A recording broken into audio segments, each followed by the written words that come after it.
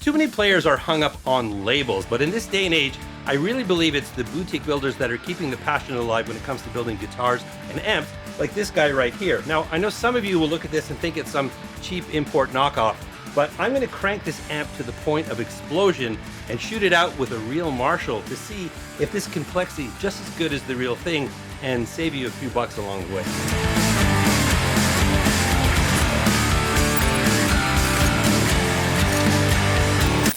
Hey there, I'm Dan, the self-proclaimed Lonely Rocker. Thank you so much for joining me today. So in the studio today, I've got the Wangs Vintage 20. This is based on the Marshall Plexi 20 or Plexi Studio series. I think the Marshall SV20H, which is the head. I actually recently had the Marshall SV20C combo here, but I've got 3 rounds, 2 amplifiers, and 3 distinct tones to see if this guy can Plexi just as well as a real Marshall. But before we get into all of that, I want to welcome my good friend in the cheap seats. You almost blew that amp up. Well, I tried, but as you can see, it's still here. Quick mention, my good friends at Tube Amp Doctor sent a fresh set of preamp tubes for the Wangs Vintage 20 here. I'm going to give you all the details on what they sent me, but you got to check out Tube Amp Doctor if you want to keep your tube amps humming along smoothly. But we need to hear some tones, and let's start right off with the big one. I just dimed this amplifier. I cranked every dial to 10, and then I did the same thing with the Marshall. I mean, is there any chance that they're going to sound similar? Well, you tell me.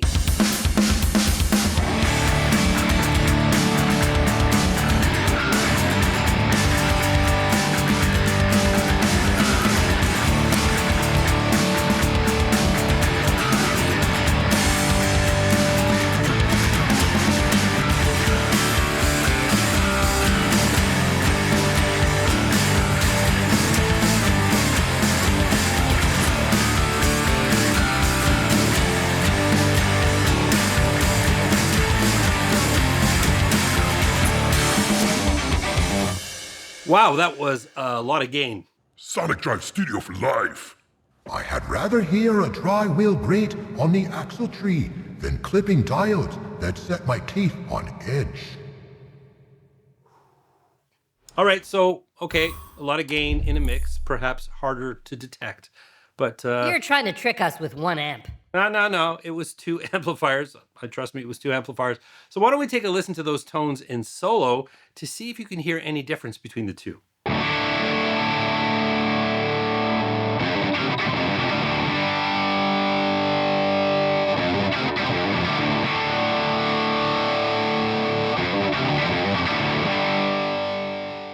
I don't know.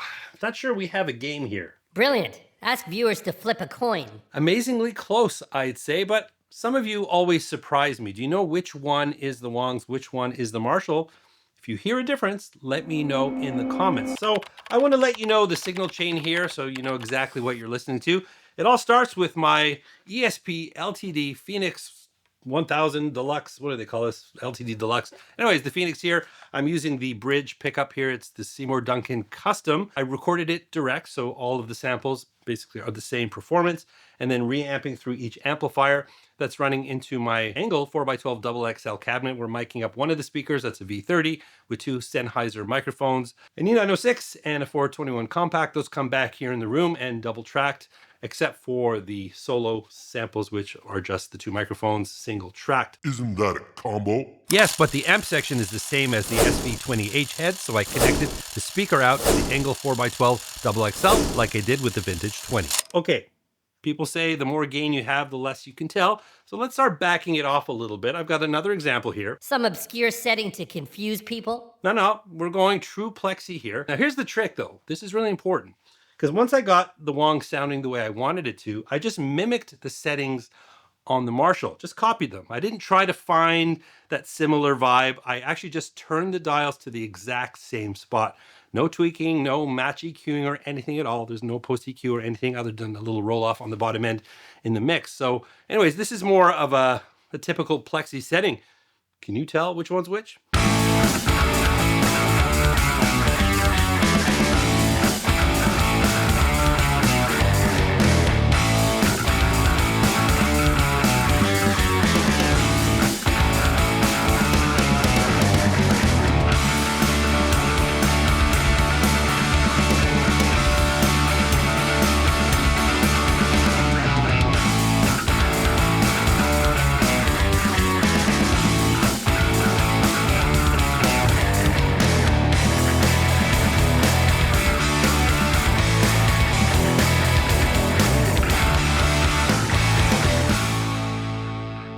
one with the least dust. We almost don't have a game here. Nope.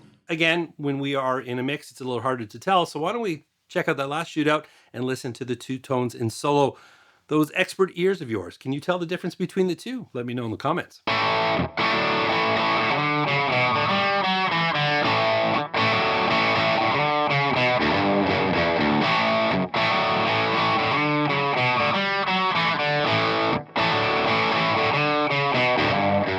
I'm starting to wonder what the point of this is.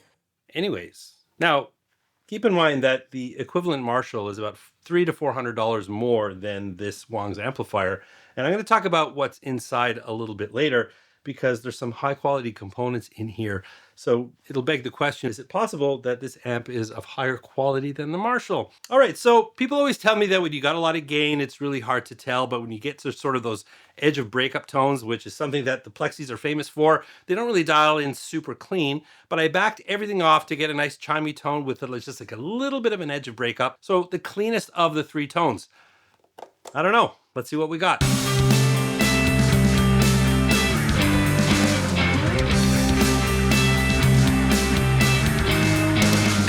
Dude, we get it. Should we at least show them what it sounds like in solo? Don't waste my time. I'm gonna do it anyways.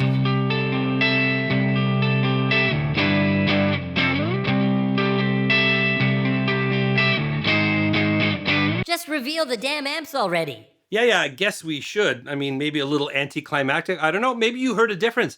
But here is the big reveal.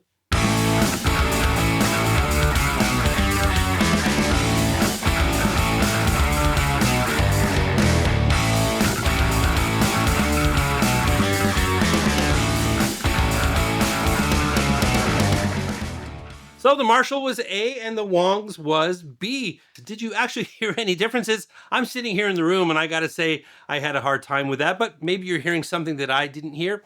Let me know in the comments, but I am pretty impressed. This thing definitely held its own, and as I said, depending on your market, you're talking about a $300-400 difference with the head version of the amplifier. So I think this has earned a little showcase. So why don't we dive in a little deeper and take a look at the features and the build of this amplifier, because you might be quite surprised. The Wangs Vintage 20 is a Plexi voiced single channel amp with the classic 4 inputs: volume, treble, middle, bass, and presence. From the outside, solid corners, tight hardware, nothing cheap about how this is put together. Flip the lid and the story gets even better. Double-sided aeronautical grade fiberglass PCB, significantly more discrete components than the Marshall, V-shaped resistors, alpha pots, and those tube amp Doctor preamp tubes, a 7025 in the V1 stage and two 12AX7s behind it. This thing looks like a better build than the Marshall. Let me know what you think in the comments. The strong-ribbed clone shall outlive the fragile king, when iron welds outlast the master's name. Anyways, I want to hear that crushing tone again, that one where I cranked all the dials, but this time it's all Wangs. Let's check it out.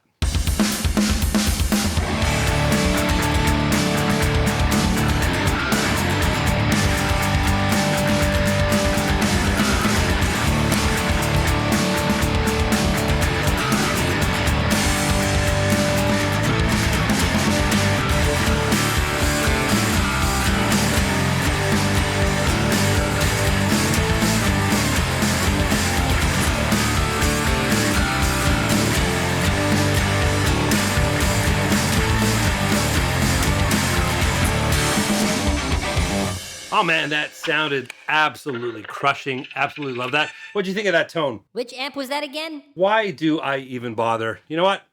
Perhaps I'll catch you in the next one, Perhaps you will. if you're lucky. Anyways, the Wangs Vintage 20. What do you think? This is an incredible amplifier for the money. Like I said, you want to go and spend full price on a Marshall? Absolutely nothing wrong with that. Marshall is a classic brand. But if you want to save a few bucks and get something that may very well be made a little bit better than the original, then you may want to consider a Wangs Vintage 20. I'm going to put some information in the description if you want more information about this amp and other amps that Wangs makes. And also a big thank you to Tube Amp Doctor for supplying the fresh set of tubes inside the Vintage 20. I really appreciate that. Again, you'll find information in the description from both. And once again, a big thank you to Wangs for making me a beautiful amplifier to match my growing collection of fine amplifiers.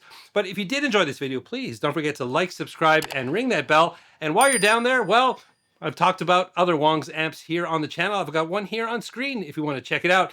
And remember, you don't need a band to rock and roll, and I'll catch you in the next one.